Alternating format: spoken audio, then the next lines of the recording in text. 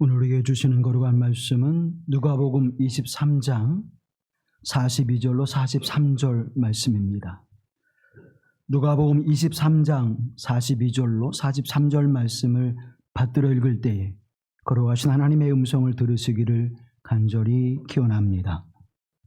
예수여, 당신의 나라에 임하실 때에 나를 기억하소서 하니, 예수께서 이르시되 내가 진실로 내게 이르노니 오늘 내가 나와 함께 낙원에 있으리라 하시니라. 이는 하나님의 말씀입니다.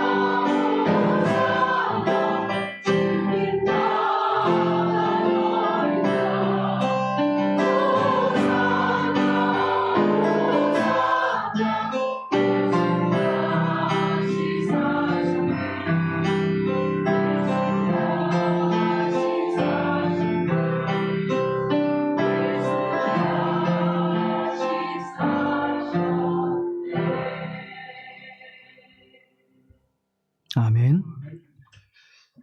생명의 풍성하신 우리 주 예수 그리스도의 은혜가 우리 가운데 함께 하시를 간절히 기원합니다. 이제 봄이 되었습니다. 사람들은 봄이 되면 생명의 기운을 느끼게 되고 또 우리의 모습도 좀 더 활발해지게 되어집니다. 그러면서 우리는 이제 산으로 들로 나들이 하는 그러한 발걸음이 더 많아지지요. 어제 뉴스를 잠깐 보니까 나들이 하는 그 사람들로 인해서 고속도로마다 주차장을 방불케 하는 그러한 모습을 뉴스를 통해서 접했습니다. 여행을 떠난다고 하는 것은 행복하기도 하고 또 들뜨기도 하고 또 기대가 되기도 합니다. 요즘에는 우리가 각 집에 자동차가 있어서 자동차를 이용해서 나들이도 하고 또 사업이나 일을 보기도 하지만 예전에는 그렇게 흔한 일이 아니었죠. 우리가 버스를 이용하거나 또는 더 먼 곳은 기차를 여행하기도 합니다. 제가 어렸을 때 저희 외할머니께서 사시던 곳이 지금은 보령시로 바뀌었는데 그 전에 대천이라고 하는 곳이 있었고 그 밑에 남포읍이라는 곳이 있었습니다. 기차가 대천에는 특급 옛날에 그 통일호 특급 열차가 서고 남포에는 서질 않았어요. 그래서 비둘기 열차, 비둘기를 타고 가야만 저희 할머니네 그곳에 내려서 이제 걸어서 갈 수가 있었습니다. 대합실에 가보면 철안역이 굉장히 컸지요. 저는 나면서부터 기차를 본 사람입니다. 그래서 천안 시민으로 제가 살았기 때문에.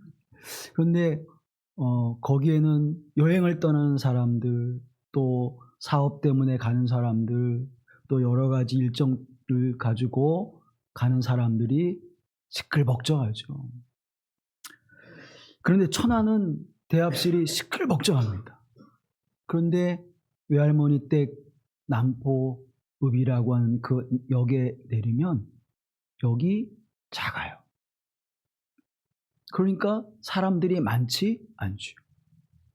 기차 시간이 되면 사람들이 조금 웅성웅성대고 있는데 기차가 떠나고 나면 엉하니 사람이 있지 않습니다. 그래서 어느 때는 그 쓸쓸함마저 적막함마저 느끼는 곳이 시골역의 대합실입니다. 톨스토이는 그 대합실을 보면서 이렇게 이야기를 합니다. 인생이라는 것은 대합실에서 기차를 기다리는 것과 같다. 함께 있지만 어떤 사람들은 지옥이라는 열차를 기다리고 어떤 사람들은 천국이라는 열차를 기다린다. 사랑하는 여러분, 대합실에서 어떤 사람은 천국 열차를, 어떤 사람은 지옥에 가는 열차를 기다립니다. 그러나 그곳에서 기다리는 사람들은 어느 곳을 향할지 이제 자기가 그 표를 가지고 타게 되는데 아무도 어느 곳으로 갈지 알지 못한다는 것이죠. 인생의 열차, 인생을 다안에 올라타는 그 열차는 오직 하나님만이 아십니다. 그런데 그 대합실에서 기다릴 때까지는 동일하게 다 열차를 기다리게 되어지죠. 믿음의 사람들에게는 십자가의 신앙과 내세의 소망을 가지고 살아갑니다. 그래서 대합실에서 기다리는 마음이 설렘과 기대와 행복이 있죠. 그러나 그 끝에 다다른 믿음 없는 사람들, 복음의 은혜를 입지 않은 이들, 십자가의 신앙과 내세의 소망이 없는 사람들은 결코 행복하지 않을 것입니다. 이제는 끝이구나.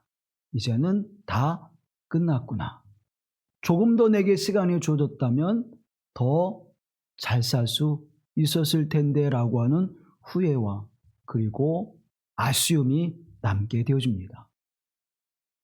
누구나 우리의 인생은 이 땅에 영원히 머물 수 없고 나그네로 살아갑니다. 사랑하는 여러분, 나는 영원히 나그네로 살아가길 원하는 사람은 없을 것입니다.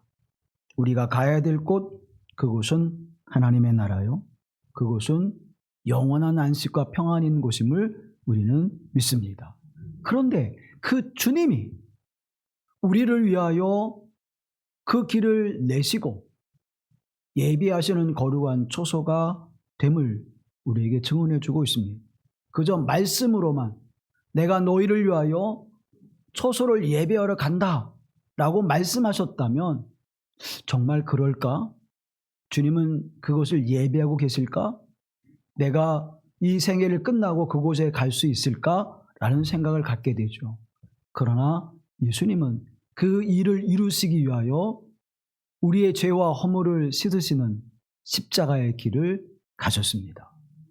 주님이 몸소 시련과 고난이 가득하지만 아픔과 고통이 헤아릴 수 없는, 견딜 수 없는 인생의 고통으로 다가오지만 그러나 그 길을 마다하지 않으시고 가심으로 말미암아 우리에게는 영광의 길을, 영생의 길을, 또 하늘을 소망하는 삶 속에 살아가게 하시는 은혜가 우리에게 주어졌다고 하는 사실입니다. 오늘 본문의 말씀에 보면 죄 없으신 예수님이 십자가에 못 박임을 당하고 그리고 그 좌우편에 행악자, 죄수인 강도가 달려 있습니다. 성경은 그 끝에 반드시 심판이 있음을 우리에게 분명히 증언해 주고 있습니다. 구약 성경의 신학자라고 불려지는, 최고의 신학자라고 불려지는 에스겔 예언자가 있습니다. 이 에스겔 예언자는 제사장이요 유대의 역사 가운데 가장 고통스러운 시간에 하나님의 말씀을 선포했던 사람이고 또 그 비탄한 삶 속에서 하나님께서 반드시 너희를 구원해 주시리라고 하는 소망의 말씀을 선포한 예언자이기도 합니다. 그래서 에스겔 골짜기의 마른 뼈들을 바라보면서 너희들의 죄값의 모습은, 열매는 바로 이런 것이야. 그러나 하나님의 은혜로 너희를 다시 살려내어 생명의 생기를 불어 넣으시는 것이 하나님의 뜻이고 하나님의 일하심이라고 하는 것을 분명히 증언해 주었습니다. 사랑하는 성도 여러분, 하나님은 죄에 대하여, 불의한 것에 대하여 외면하거나 또 그것을 감춰버리신 하나님이 아니십니다. 반드시 그 죄에 대하여 물으시는 하나님이십니다. 하나님을 떠나 패역한 생활을 하는 이들을, 이스라엘 백성들을 심판하셨듯이 하나님은 그렇게 심판할 것이고 에스겔 골짜기의 마른 뼈들과 같이 우리의 존재는 그렇게 아무런 가치 없는 존재가 될 수밖에 없을 것입니다. 생명과 죽음을 주관하시는 하나님, 그래서 심판의 주로 이 땅에 존재하고 계심을, 그리고 여러분의 인생과 이 역사를 주관하시는 주권자가 하나님 되심을 에스겔 선지자는 고백하고 우리에게 증언해주고 있습니다. 그러면서 그 마지막 주시는 메시지는 무엇인가 하면 하나님 앞에 민족은 민족의 모습으로, 개인은 개인의 모습으로 각각 지은 죄의 책임을 물으신다고 하는 것을 분명히 하고 있습니다. 이스라엘 백성들은 이렇게 생각했습니다. 우리 조상들이 하나님 앞에 범죄함으로 말미암아 우리가 포로가 되어 살아가는 인생이 되었는데 왜 여전히 우리는 포로된 인생으로 살아갑니까? 그러면서 이렇게 이야기하죠. 에스겔 18장 1절과 2절에 보면 또 여호와의 말씀이 내게 임하여 이르시되 너희가 이스라엘 땅에 관한 속담에 이르기를 아버지가 신포도주를 먹었으므로 그의 아들의 이가 시다고 함은 어찌 됨이냐. 이 말씀은 무엇인가 하면 아버지의 죗값을 아버지가 치르고 이제 우리는 그 죗값을 하나님께서 물으신다면 그건 뭔가 문제가 있는 거 아닙니까? 이제는 이 포로된 생활에서 자유를 주십시오. 해방을 주십시오. 우리 조상의 죄로 말미암아 우리가 여전히 그 고통 속에 있나이다 라고 하나님 앞에 항변하는 거예요. 그때 에스겔을 통해서 하나님은 이스라엘 백성들에게 이렇게 말씀합니다. 18장 3절과 4절 말씀 함께 보시죠. 주 여호와의 말씀이니라 내가 나의 삶을 두고 맹세하노니 너희가 이스라엘 가운데에서 다시는 이 속담을 쓰지 못하게 되리라. 모든 영혼이 다 내게 속한지라. 아버지의 영혼이 내게 속함같이 그의 아들들의 영혼도 내게 속하였나니 범죄하는 그 영혼은 죽으리라. 아멘. 범죄하는 영혼은 죽으리라. 아버지는 아버지의 죄로 심판을 받는 것이고 아들과 딸은 그들의 죄로 심판을 받는 것이지 아버지의 죄로 말미암아 너희들의 심판을, 너희들의 조상으로 말미암아 심판을 받는 것이 아니다라고 분명히 말씀해 주고 있습니다. 불순종에는 하나님의 심판이, 순종에는 하나님의 복이 따를 것임을 증언하고 있는 것입니다. 이 말씀은 레위기 26장 39절 말씀에도 분명히 합니다. 너희 남은 자가 너의 원수들의 땅에서 자기의 죄로 말미암아 쇠잔하며 그 조상의 죄로 말미암아 그 조상같이 쇠잔하리라. 자기의 죄로 말미암아, 또 조상들의 죄로 말미암아 하나님은 그들에게 반드시 어떻게 하리라? 심판을 하실 것이다. 그 끝이 그냥 끝 하고 나는 것이 아니라 그 끝에는 살아온 인생에 대한 하나님의 결말의 일이 있는데, 그 결말을 내가 어떻게 거두느냐에 따라서 하나님의 심판이, 또 하나님의 복된 은혜가 임할 것임을 증언하고 있습니다. 왜냐하면 하나님은 공의와 정의의 하나님이시기 때문입니다.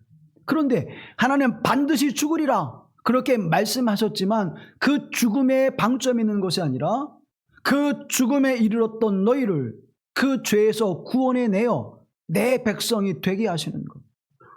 아담과 하와에게도 역시 그 은혜를 베푸셨듯이, 이스라엘 백성들에게도 그 은혜를 베풀었듯이, 나는 너희의 죄를 묻고 끝나는 것이 아니라 너희가 그 죄에서 돌이켜 내게로 향하여 구원과 생명의 은총을 입는 것이 내 마음이라고 말씀합니다.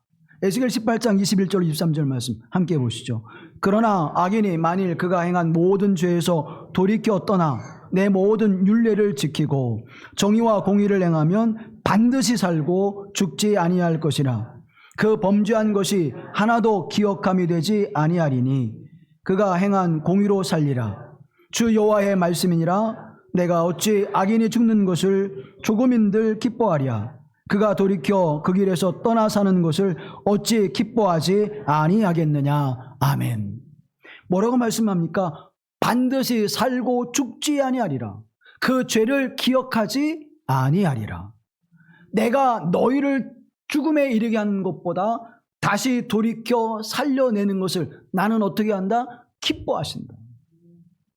사랑하는 성도 여러분, 이것이 하나님의 은혜요, 하나님의 사랑입니다. 우리의 죄를 철저하게 물으시지만, 그러나 돌이키는 자에게는 은혜를 베푸시는 하나님. 오늘 본문의 말씀에는 예수님 좌우편에 십자가의 처형을 받은 행악자가 있었습니다.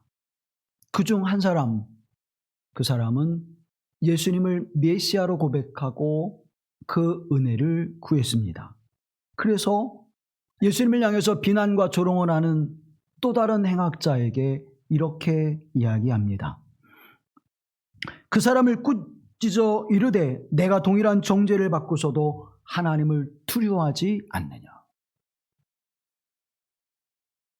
하나님을 두려워하지 않느냐. 하나님을 두려워하는 것으로부터 믿음의 시작이 되어짐을 우리에게 말씀해 주고 있습니다. 이 두려움, 포페라고 하는 이 두려움은 공포스럽거나 그리고 무엇인가 혐오스러움에 대한 두려움이 아닙니다. 사랑하는 마음으로 기인되어진 경외하는 마음의 두려움, 그것을 이야기하는 것입니다. 그 두려움으로 말미암아 죄의 본질을 넘어서서 그것을 애통해 하는 하나님의 마음을 아는 자기인식, 그것으로부터 이제 나는 전적인 타락과 전적인 부패의 인생을 살아올 수밖에 없는 죄인입니다를 고백할 때에 오른편의 행악자는 주여 나를 기억하시고 주님의 나라가 이를 때 나도 그곳에 있게 하옵소서라고 주님의 은혜를 구했고, 그렇지 못한 왼편의 죄인은 예수님을 조롱하고 비난했던 것입니다.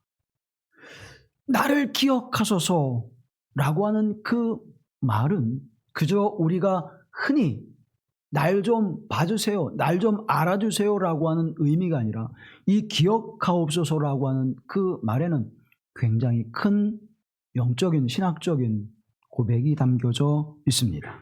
구약어로는 짜카르라고 하는 것입니다. 이 짜카르라고 하는 것은 하나님의 구원의 행동을 일으키는 언약적인 언어입니다.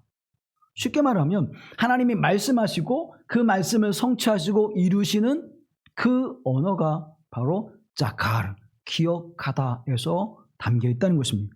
창세기 8장 1절 말씀해 보면 하나님이 노아와 그와 함께 방주에 있는 모든 들짐승과 가축을 기억하사 그래요. 그러면 노아와 그 짐승들을 방주에 있는 그 짐승들을 기억하셨다는 건 뭡니까?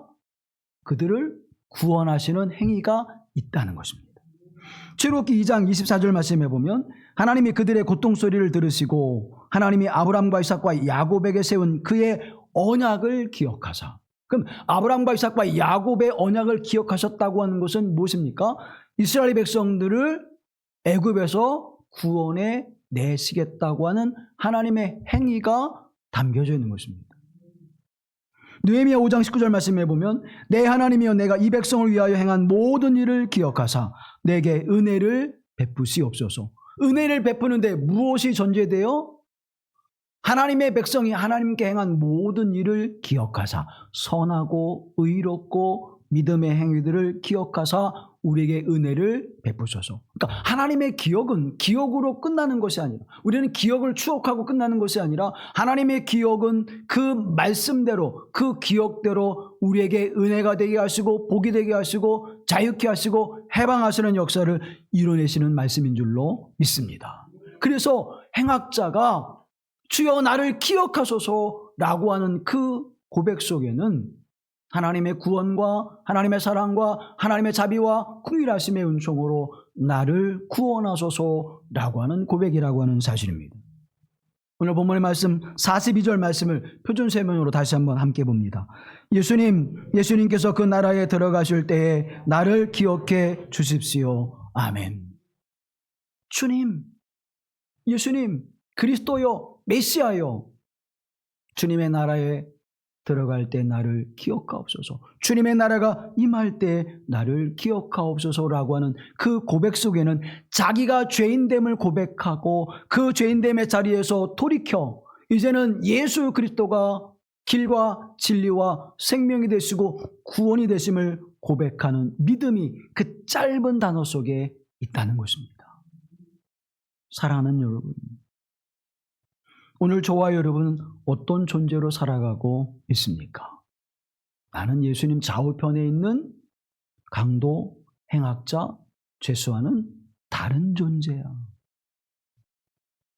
나는 그들과는 비교할 수 없을 만큼 선하고 의롭고 믿음 있는 사람이야. 그렇게 착각하지 마십시오.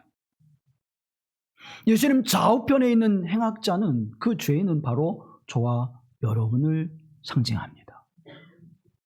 그런데 여러분, 오른편에 있는 사람은 예수 그리스도로 말미암아 구원에 이르는 은혜를 입었고 왼편에 있는 죄수는 그 은혜를 입지 못하고 영원한 심판에 이르게 되어집니다. 외경에 의하면 오른편에 있는 사람의 이름은 디스마스, 왼편에 있는 사람은 게스타스였습니다. 디스마스는 예수 그리스도를 주님으로 고백하며 그의 죄인됨을 고백하고 회개하여 돌이켜 구원의 은혜를 입었지만 게스타스는 자신의 죄인됨을 인정하지 않고 오히려 예수님을 죄인으로 정죄하면서 비난하고 조롱하는 말을 행했습니다. 사랑하는 여러분, 똑같은 죄인인데 디스마스는 구원을 받고 게스타스는 왜 심판의 자리에 이르렀을까요? 여기에는 매우 중요한 고백이 있습니다. 그 첫 번째는 자신의 죄를 인정했다는 거예요. 내가 죄인 맞습니다. 마땅히 십자가에 죽어야 될 죄인이 맞습니다. 여러분, 십자가형은요, 로마 사람들에게는 십자가형을 내리지 않았습니다. 너무나 잔인하고 고통스럽기 때문에 로마 사람들에게는 십자가형을 내리지 않았습니다. 이방의 나라들, 로마가 침략해서 점령한 속국의 백성들에게만 최고의 형벌인 십자가형을 내렸습니다. 반역을 하거나 잔인 무도에서 더 이상 사회에 살려둘지 않아야 될 자들을 심판할 때에 십자가형을 처했습니다. 그렇다면 지금 이 십자가 좌우편에 있는 사람들은 누가 무엇이라고 말해도 마땅히 가장 악한 죄를 짓고 심판을 받은 이들이었습니다. 누가복음 23장 39절 말씀에 보면 달린 행악자 중 하나는 비방하여 이르되 내가 그리스도가 아니냐 너와 우리를 구원하라 하고 예수님을 조롱했어요. 죄 없으신 예수님, 빌라도도 이 사람에게서 나는 죄를 찾을 수 없노라, 그렇게 이제 놓아주려고 했었던 예수님께서 유대 백성들에 의하여 십자가에 못 박힘을 당하시는 그 순간 역시 동일한 모습으로 예수님을 자신과 같이 죄를 지은 자로 정죄하는 게스타스의 모습을 봅니다. 그러나 또 한 사람, 디스마스는 이렇게 고백합니다. 40절로 42절 말씀을 함께 보시죠. 하나는 그 사람을 꾸짖어 이르되 내가 동일한 정죄를 받고서도 하나님을 두려워하지 아니하느냐. 우리는 우리가 행한 일에 상당한 보응을 받는 것이니 이에 당연하거니와 이 사람이 행한 것은 옳지 않은 것이 없느니라 하고 이르되 예수여 당신의 나라에 임하실 때에 나를 기억하소서. 아멘. 하나님을 두려워하지 아니함으로 자신의 죄인됨을 깨닫지 못하는 것입니다. 자신의 죄인됨을 깨닫고 예수님을 바라보니까 예수님은 무죄한 분이었습니다. 사랑하는 성도 여러분, 이 사람에게는 옳지 않은 것이 없느니라 어떻게 알았을까요? 하나님의 성령의 은총임을 우리에게 증언해 주고 있는 것입니다. 같은 죄인이지만 한 죄인은, 디스마스는 자신의 죄를 인정함으로 말미암아 하나님을 경외하는 믿음을 가짐으로 말미암아 그의 눈이 열려지게 되어서 예수님을 그리스도로 고백하며 메시아로 바라보게 되었던 것입니다. 그러나 여전히 죄의 어둠 속에 있는 게스타스는 예수 그리스도께서 구원의 주가 되심을 바라보지 못했습니다. 마태복음 27장 44절 말씀해 보면 함께 십자가에 못 박힌 강도들도 이같이 욕하더라. 그런데 그 근본을 보니까 두 강도는 똑같은 행위를 가지고 있었습니다. 같은 죄인이었다는 것이죠. 처음부터 다른 존재들이 아니었습니다. 전적 타락과 전적 부패의 인간이었습니다. 그런데 디스마스는 예수 그리스도를 바라보는, 구원의 주로 바라보는 은혜를 입었고 게스타스는 그렇지 못했습니다. 하나님을 경외함과 자신의 죄인됨을 인정하지 않는 한 여전히 죄인의 모습으로 살아갈 수밖에 없다는 사실입니다. 이 둘이 똑같이 그의 행한 일로 말미암아 십자가형을 받았지만 한 사람은 죄인됨을 고백했고 한 사람은 그렇지 않았습니다. 한 사람은 하나님을 두려워했고 한 사람은 그렇지 않았습니다. 한 사람은 예수님을 바라보며 그리스도 메시아인 것을 깨달았고 한 사람은 그것을 깨닫지 못했습니다. 그래서 한 사람 디스마스에게 주님은 말씀합니다. 43절 말씀. 예수께서 이르시되 내가 진실로 내게 이르노니 오늘 내가 나와 함께 낙원에 있으리라 하시니라. 아멘. 진실로 아멘 아멘. 내게 이르노니 오늘 내가 나와 함께 낙원에 있으리라. 중요한 세 가지의 말씀을 예수님 주고 계십니다. 그래, 이제 내가 죽으면 나와 함께 하나님의 나라에서 안식과 평안을 누리자. 아니에요. 뭐라고 말씀합니까? 오늘 내가 나와 함께 낙원에 있으리라. 아멘. 오늘 세메론, 지금 여기에서 사랑하는 여러분, 구원은 미래의 것이 아닙니다. 구원은 먼 날의 이야기가 아닙니다. 먼 시간의 이야기가 아닙니다. 오늘 여기에서 그 은혜를 누리게 하실 줄로 믿습니다. 세메론, 오늘 지금 여기에서 십자가에 달려 있지만 그러나 너는 여기에서 그 은혜를 누리게 될 거야. 아니야. 지금 여기에서 너는 낙원을 누리는 은혜를 입을 거야.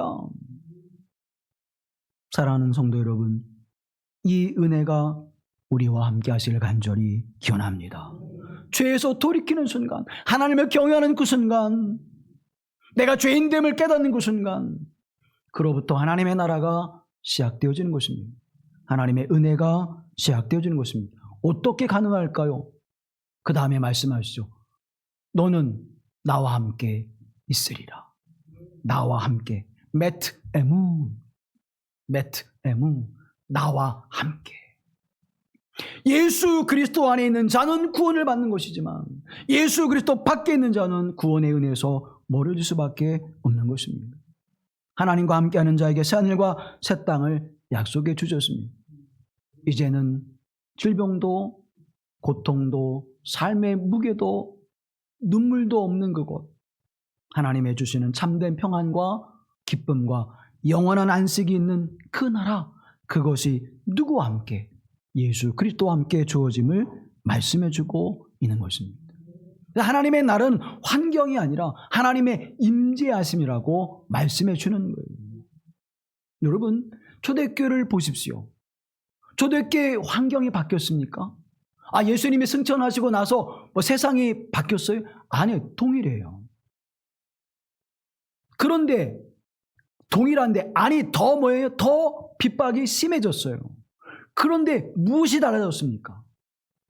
하나님의 영의 임재하심이 있었습니다. 하나님의 영이 임재하고 나니까 예루살렘 교회 공동체가 하나님의 나라를 이루었어요. 하나님의 임재가, 하나님의 영의 임재가 그 삶을 천국으로 바꾼 것입니다. 오늘 저와 여러분의 인생 속에 하나님의 영의 임재의 충만함이 있어 낙원을 누리는 복이 임하기를 간절히 기원합니다. 이 길마루 교회 공동체가 그 낙원을 살아가게 하시는 은혜가 세메론, 오늘 주님과 함께 이루어지기를 간절히 기원합니다. 그 은혜를 우리에게 베풀어, 우리는 환경을 잡고, 환경은 변하지 않습니다. 십자가에 달린 환경 바뀌었습니까? 안 바뀌었어요. 초대교회 그 마가의 다락방, 그 다락방의 환경이 바뀌었습니다. 안 바뀌었어요. 하나님의 임재, 성령님의 임재하심이 있었다는 사실을 우리에게 증언해주고 있는 것입니다. 그리고 어디에 있으리라? 지옥에? 아니요. 어디에? 낙원에 있으리라. 파라데이소라고 하는 것은 완전한 안식과 하나님과의 친밀함이 있는 장소를 이야기합니다. 막연히 좋은 곳이 아니라, 막연히 그런 좋은 게 있을 거야가 아니라 주님과 함께 누리면서 그 은혜를 누리는 은혜가 있을 거야. 사랑하는 성도 여러분, 오늘 우리가 하나님의 나라에 임하게 하시는 그 확신과 믿음이 있기를 간절히 기원합니다. 만약 내가 사랑하는 사람이 선하고 의롭게 살았는데 지옥에 갔어. 그럼 여러분 어떻게 받아들이겠습니까? 악을 행하고 불의를 행하는 사람인데 천국에 갔어. 그럼 여러분 어떻게 받아들이겠어요? 있을 수 없어. 그런 천국, 그런 거라면 나는 받아들일 수가 없어. 그럴 거 아니에요? 그저 막연한 것 아니에요. 우리 주 예수 그리스도와 함께 그 거룩한 나라. 그래서 우리가 생각하는 것처럼 평안이 있고 기쁨이 있고 선함과 의로움이 가득한 곳. 그 사람의 이기적인 욕망과 타락한 마음이 지배되지 않는 곳. 오직 하나님의 주권으로 사랑과 은혜와 자비와 긍휼이 넘쳐나서 반목과 갈등과 대립과 그리고 혐오가 있는 곳이 아니라 사랑과 은혜가 충만한 것. 더불어 함께 그 은혜를 누리는 것, 그것이 바로 하나님의 낙원임을 우리에게 말씀해 주고 있는 것입니다. 그런데 그 길은 누가 가는 거예요? 디스마스와 같이 예수 그리스도를 보는 자에게 그 길이 열려집니다. 요한복음 6절 말씀해 보면 내가 곧 길이요 진리요 생명이니 나로 말미암지 않고 아버지께로 올 자가 없느니라. 게스타스는 예수 그리스도를 보지 못함으로 길과 진리와 생명의 은혜를 잊고 낙원을 바라보지 못했습니다. 그러나 디스마스는 내가 곧 길이요 진리요 생명이니 아버지께로 간다고 하는 그 말씀의 고백을 함께 들을 수 있었던 것입니다.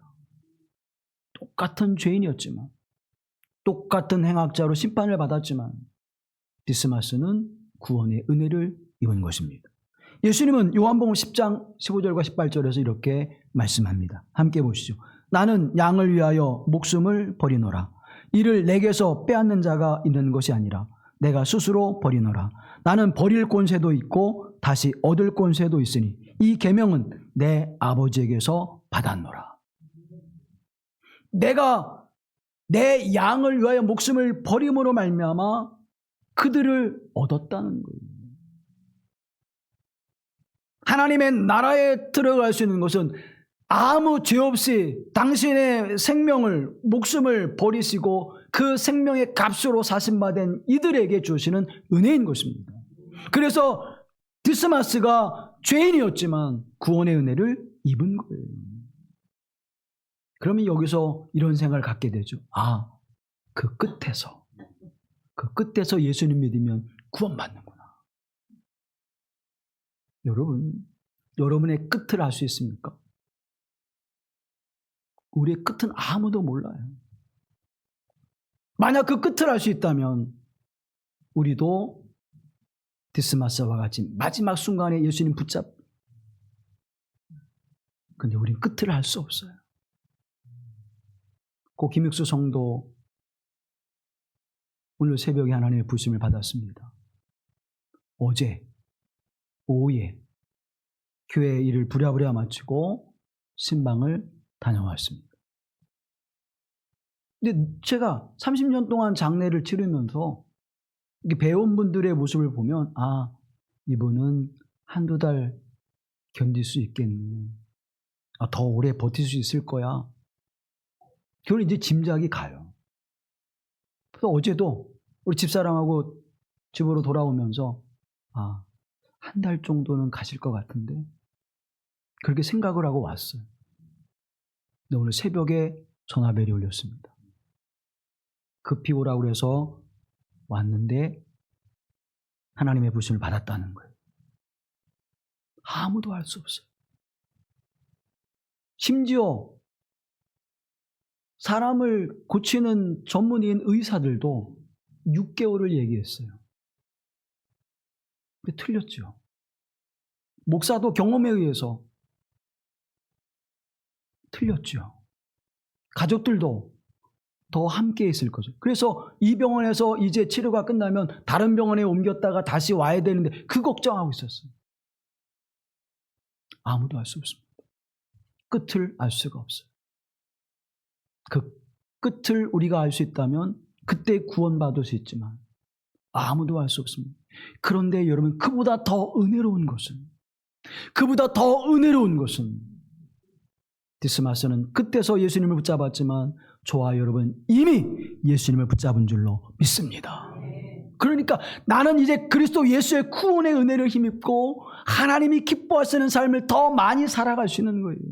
디스마스가 예수 그리스도를 말미암아 구원을 받고 어떤 생각을 했을까요? 야, 끝자락에 내가 잘했다. 그 생각을 했을까요? 아니면 주여, 내가 조금 더 일찍 예수님을 만나고 그리스도를 고백했다면 내가 하나님이 기뻐하시는 삶을 더 잘 살 수 있었을 텐데, 그런 마음이 있었지 않을까요? 저와 여러분 이미 구원의 은혜를 받았습니다. 사랑하는 여러분, 이 은혜 안에서 열심으로 주를 섬기고 하나님이 기뻐하신 일을 행하십시오. 여러분에게 엄청난 시간들이 주어지지 않았습니까? 디스마스는 숨을 거두기 불과 몇 시간 전에 그 은혜를 입었지만 우리는 수년 전에, 수십 년 전에 이 은혜를 알고 주님 앞에 살아왔는데 그 열매가 무엇입니까? 하나님이 기뻐하시는 열매를 드립시다. 십자가의 길을 걸어가시면서 하나님께 영광을 돌리는 삶을 살아가십시다. 많은 시간들이 우리에게 주어졌잖아요. 이제 끝이 아니라 열려진 세계를 향해서 달려가는 저와 여러분의 인생이 이렇게 복된 것임을 다시 한번 기억하는 은혜의 시간이 되기를 간절히 기원합니다. 박노의 시인이 길이 끝나면 이라고 하는 시를 써서 이렇게 이야기합니다. 길이 끝나면 거기 새로운 길이 열린다.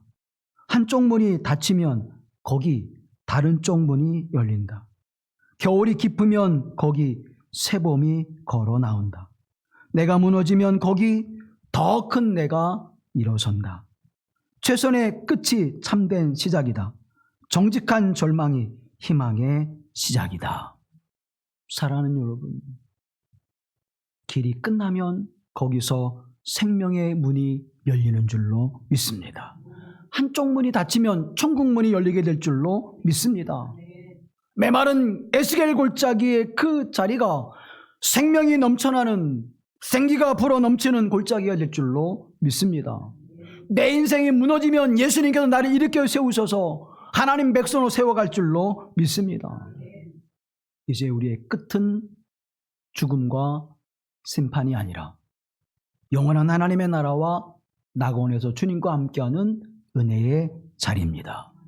이 은혜가 이 신비로운 은총의 자리로 저와 여러분 이제는 끝났다 하고 믿음에 멈추는 인생이 아니라 이제는 주님을 향해서 낙원을 향해서 하나님께서 우리를 기다리시는, 주님께서 예비하시는 거룩한 처소로 달려가게 하시는 은혜가 오늘 저와 여러분의 그 신비로운 은총의 길로 오솔길로 걸어가는 은혜가 여러분의 인생이 되기를 주님의 이름으로 기원합니다. 자비로우신 아버지 하나님, 우리도 예수님 좌우편에 십자가의 죽음을 당해야 될 죄인들이오나 길이요 진리요 생명이신 예수 그리스도로 말미암아 이제 구원의 은총을 입어 주님과 함께 낙원에 이르게 하시는 복된 은혜를 입은 자가 됨을 믿습니다. 이 기쁨으로 오늘을 살아가게 하시고 이 은혜로 하나님 앞에 사랑과 충성을 다하는 주의 백성들이 되게 하옵소서. 이제로부터는 순명하게 하시고 순종하게 하시고 주의 은혜 가운데 살아가는 거룩한 주의 백성들로 날마다 세워져 이 기쁨과 은혜를 온 땅에 증거하는 하늘의 백성이 되게 하옵소서. 우리를 구원하신 주 예수 그리스도의 이름으로 기도하옵나이다. 아멘.